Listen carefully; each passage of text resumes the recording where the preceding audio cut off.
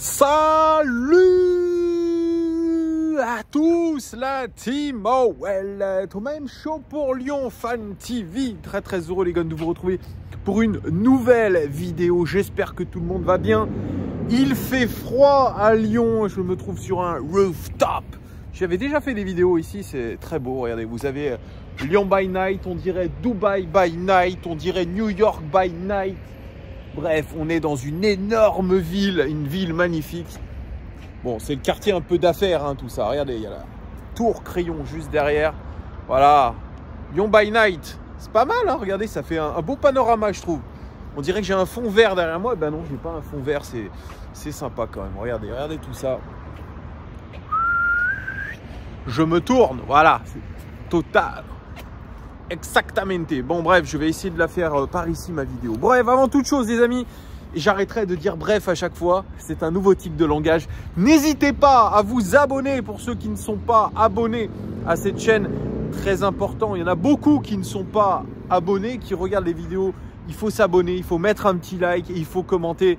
Je lis tous vos commentaires. Oui, c'est vrai, il faut que je fasse plus, il faut que je like vos commentaires. Ça, je vais le faire. Mais il y a beaucoup de commentaires. C'est la rançon de la gloire. C'est comme ça qu'on dit. C'est comme ça quand il y a du succès sur cette chaîne. Et je peux vous dire qu'en ce moment, les chiffres de la chaîne explosent. Grâce à vous. Mais grâce aussi à mes petits camarades qui font du contenu et du bon contenu. Et ça va arriver encore très fort. Le contenu. Et vraiment, on essaye de bosser au maximum pour que vous puissiez être au courant de l'actualité de l'OL. Et c'est vrai que les chiffres explosent. Pourquoi? Parce que il y a de l'actualité, il y a du contexte. C'est un contexte un petit peu négatif. L'OL, c'est une série Netflix, les amis. C'est une série. Ils auraient pu vraiment mettre une caméra dans ce club et je pense qu'ils auraient fait des trucs de fou parce que les actualités sont absolument dantesques en ce moment. L'actualité mercato, la grande brocante est ouverte à l'Olympique Lyonnais et tous les jours, toutes les heures même, il y a de nouvelles actualités. Et ce matin, l'équipe nous annonce une bombe. Une bombe, ça fait l'effet d'une bombe puisque Ryan Cherki serait la priorité du Paris Saint-Germain pour le recrutement, le mercato de janvier. Ça serait leur piste prioritaire pour remplacer Pablo Sarabia qui est parti à Wolverhampton. Et oui, alors ça, au début, on pouvait se dire, oui, c'est encore une énième rumeur. C'est une rumeur déjà qui avait déjà eu lieu il y a quelques saisons. Il y a 2 ans de ça, on avait dit Ryan Cherki est la priorité du PSG. Ils veulent le recruter, etc. Et on a très vite vu que c'était surtout un moyen de pression sur l'Olympique Lyonnais pour faire plus jouer. Et vous le savez, il y a beaucoup de manipulation de l'entourage des joueurs. On l'a vu un petit peu avec Mohamed El Arouche. Moi, je pense que c'est une petite manip de son entourage pour mettre la pression sur l'Olympique Lyonnais pour qu'il ait du temps de jeu. Ça, c'est souvent le cas. On alerte un petit peu toute la presse. On alerte la presse à, je dirais, à gros tirage, que ce soit l'équipe, que ce soit le Parisien, etc. Et on dit que le joueur est convoité par un gros club, qu'il est prêt à partir, etc., qu'il y a même des négociations en cours. Là, pour Ryan Cherki, si on lit ce qui est mis dans l'équipe et ce qui est aussi corroboré par le Parisien, eh bien, on voit que surtout, la piste a l'air extrêmement sérieuse pour le Paris Saint-Germain. Ils cherchent réellement à recruter Ryan Cherki et il y aurait cette fois-ci une offre. Il y aurait une offre entre 10 et 15 millions d'euros sur la table de Jean-Michel Aulas pour un transfert dès cet hiver. Si ce n'était pas possible, ils espéreraient un prêt pour Ryan Cherki. Alors là, ça fait l'effet quand même d'une bombe parce que Ryan Cherki, il est quand même titulaire régulièrement en ce moment. Laurent Blanc lui a accordé sa confiance et il est plutôt bon. Donc, on peut se dire pourquoi pas. Mais sincèrement, aller au Paris Saint-Germain aujourd'hui, c'est se confronter quand même à une grosse concurrence et surtout avec des jeunes aujourd'hui qui essayent de se créer une place dans l'effectif du Paris Saint-Germain, des jeunes du centre de formation notamment. Donc cette rumeur, est-ce qu'elle est crédible? J'en sais rien. On nous dit que Luis Campos le suit déjà depuis plusieurs saisons, qu'il a coché son nom depuis un moment, qu'il suit son évolution et que ça serait aujourd'hui le bon moment pour l'intégrer au Paris Saint-Germain parce qu'ils ont besoin d'un joueur qui soit polyvalent sur le front de l'attaque. Et Ryan Cherki joue des deux pieds. Et il peut jouer un petit peu de partout. Donc, ça ne serait pas incohérent de voir Ryan Cherki aller au Paris Saint-Germain.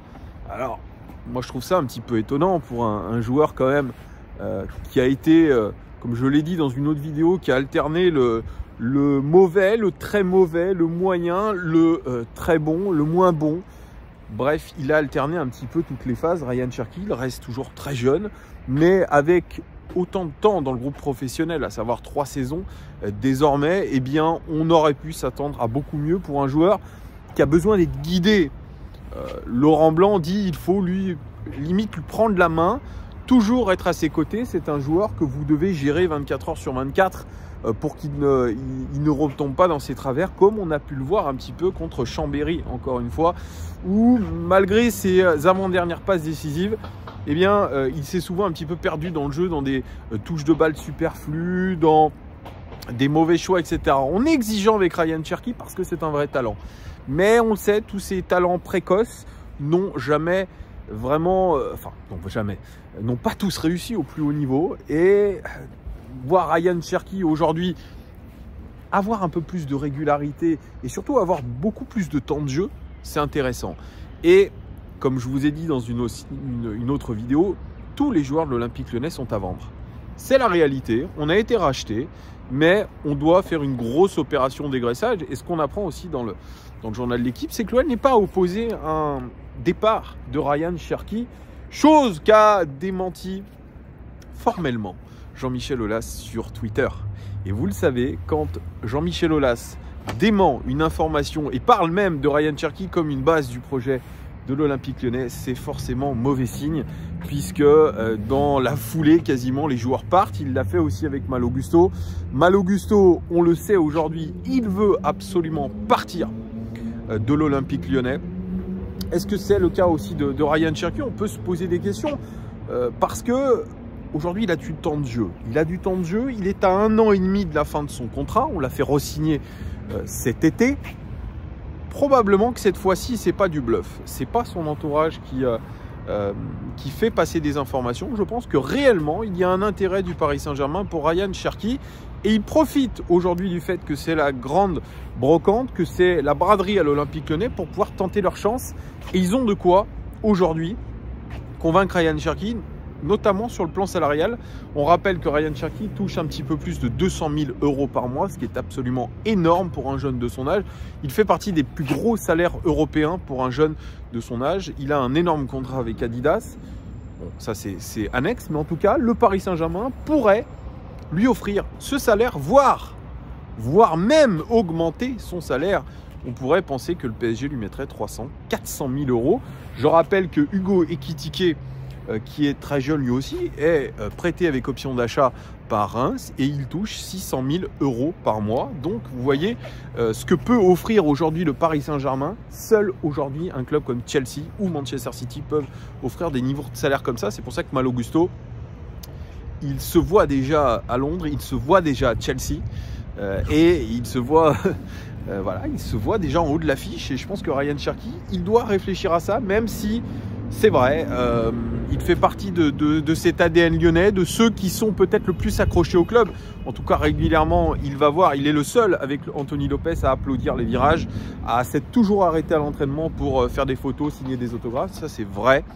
Mais moi, je vais vous dire très honnêtement, je ne retiendrai pas Ryan Cherki, comme je ne retiendrai pas Malo Gusto. Je pense qu'aujourd'hui, il faut repartir à zéro. Alors, on me dit, ouais, Thomas, ça veut dire que si on vend tout l'effectif, eh bien, on va en Ligue 2. Je pense que c'est pas réellement le cas. Je pense qu'on n'ira pas forcément en Ligue 2 avec, je disais, en vendant une bonne partie de l'effectif.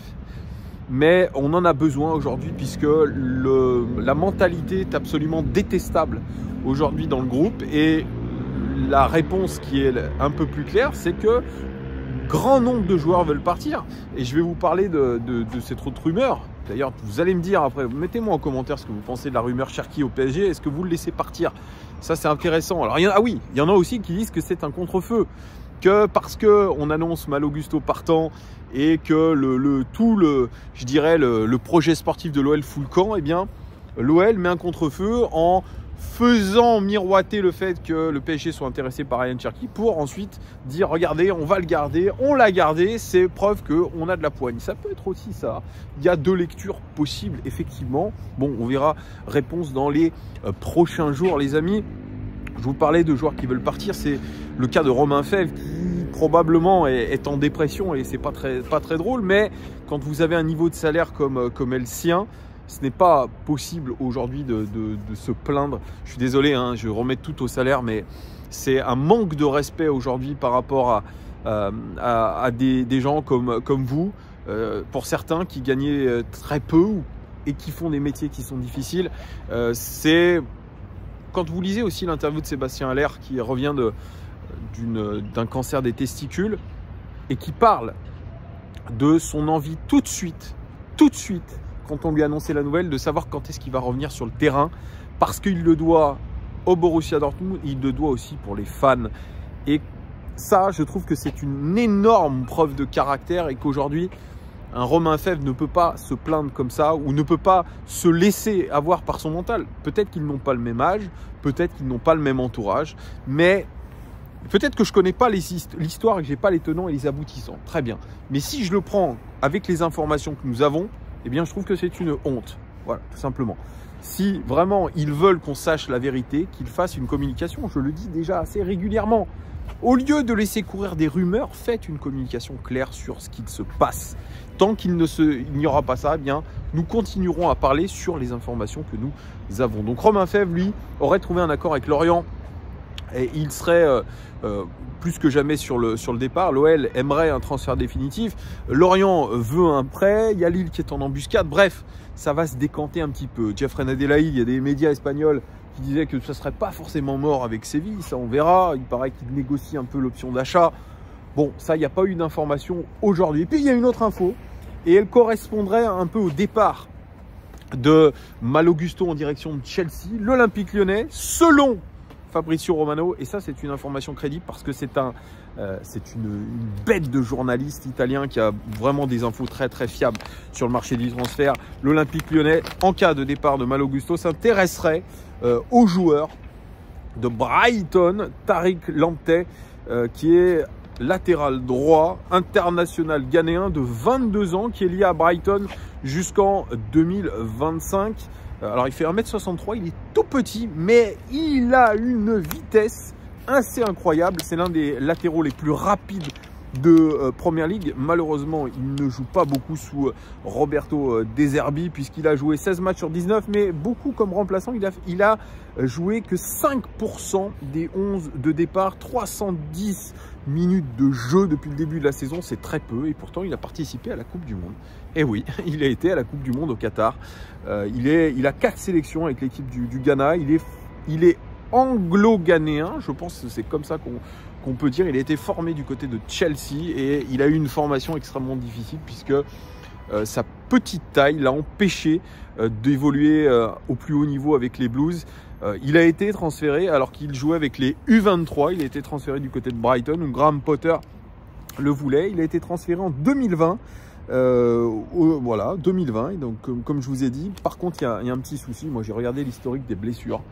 Ce qui l'a empêché un petit peu d'évoluer au plus haut niveau avec Brighton, c'est qu'il a eu de grosses blessures quand même aux ischio-jambiers, notamment en 2020, qu'il a écarté des terrains 70 jours et en 2021, 196 jours en dehors de l'équipe, ce qui fait beaucoup. Il a une fragilité à ses ischio-jambiers et ça l'a empêché vraiment de prendre une dimension qu'il aurait voulu à Brighton. Le fait que Roberto De Zerbi remplace Graham Potter aurait pu rebattre les cartes, sauf que De Zerbi s'est appuyé sur un peu plus d'expérience et notamment avec Pascal Grob qui joue latéral droit, l'allemand. Il s'est réappuyé aussi sur Solly March qui est aussi un élément expérimenté, donc ça a fait les frais pour Lamptey qui aujourd'hui bénéficie de très peu de temps de jeu et De Zerbi attend plus de son joueur. Il attend qu'il progresse, notamment tactiquement. Il a toujours besoin d'être guidé. C'est un joueur qui aujourd'hui est un petit peu monotage. C'est un joueur qui va très vite,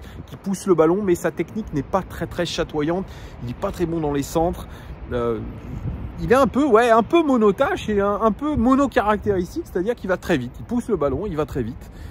Alors, est-ce que c'est réellement ce dont on a besoin? Nous, on a peut-être besoin d'un peu plus de sûreté technique aujourd'hui. Et ça met encore un coup sur ce que voulait Laurent Blanc, à savoir de l'expérience. Je crois qu'on a dit à Laurent Blanc, écoute mec, nous, on s'en fout de ton expérience. Nous, on a besoin de joueurs à fort potentiel, des jeunes joueurs à fort potentiel pour faire du trading. Je pense que John Textor lui a dit très clairement quand il est venu du côté de Lyon. Et voilà, moi, ça serait une question que je lui poserais. Où en est finalement vos demandes? Où en sont vos demandes en matière d'expérience? Alors qu'aujourd'hui, on cible que des joueurs qui ont une vingtaine d'années et surtout des joueurs étrangers. Donc, on ne va pas faire confiance forcément à notre centre de formation. Donc, ce Lamptey, lui, il cherche un nouveau challenge, c'est sûr. Donc, contrat jusqu'en 2025. À combien ça pourrait se négocier? J'en sais rien. Les joueurs de Première Ligue sont très bien payés. Les joueurs de Première Ligue s'exportent très peu dans le championnat de France, ça c'est sûr. Il a d'autres opportunités, mais Lyon, l'Olympique Lyonnais s'est mis quand même sur ses traces pour remplacer Malo Gusto. Est-ce que moi je le prendrais? Je vous dirais que non. Même s'il a eu un super entraîneur qui fait du beau boulot, qui s'appelle Roberto De Zerbi et qui était voulu par Juninho à l'époque. Moi je pense que je ne prendrais pas.